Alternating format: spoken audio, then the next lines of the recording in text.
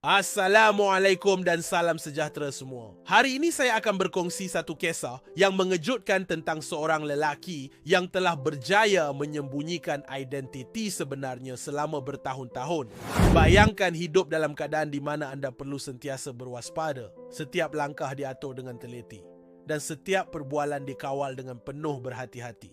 Inilah realiti yang dihadapi oleh individu istimewa ini. Teknik yang beliau gunakan sangat unik dan terperinci.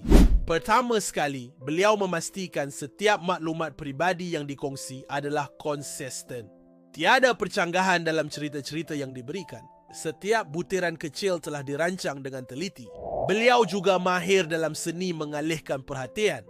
Apabila ditanya soalan-soalan peribadi, beliau bijak mengubah topik perbualan tanpa menimbulkan sebarang syak. Kemahiran berkomunikasi yang tinggi membolehkan beliau mengekalkan hubungan sosial tanpa mendedahkan identiti sebenarnya. Yang lebih mengagumkan, beliau telah mencipta satu sistem dokumentasi yang sempurna.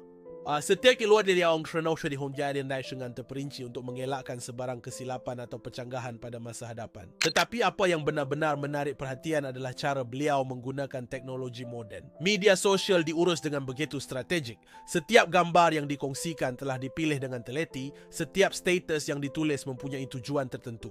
Ya, namun orang sembalin ke semua teknik ini yang terdapat satu pelajaran penting yang boleh kita ambil. Ia bukan tentang menipu atau menyembunyikan kebenaran, tetapi tentang kepentingan melindungi privasi pribadi dalam dunia yang semakin terbuka ini. Kita hidup dalam era di mana maklumat pribadi boleh tersebar dengan pantas.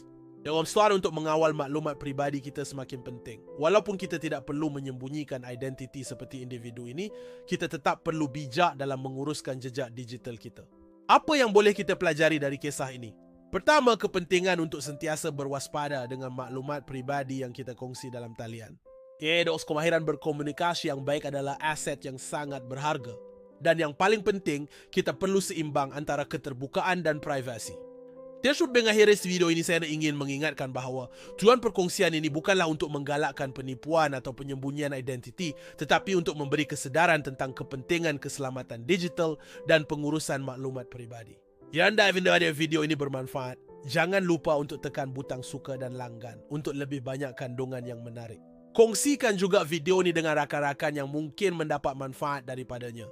Terima kasih kerana menonton. Jumpa lagi dalam video seterusnya. Assalamualaikum dan salam sejahtera.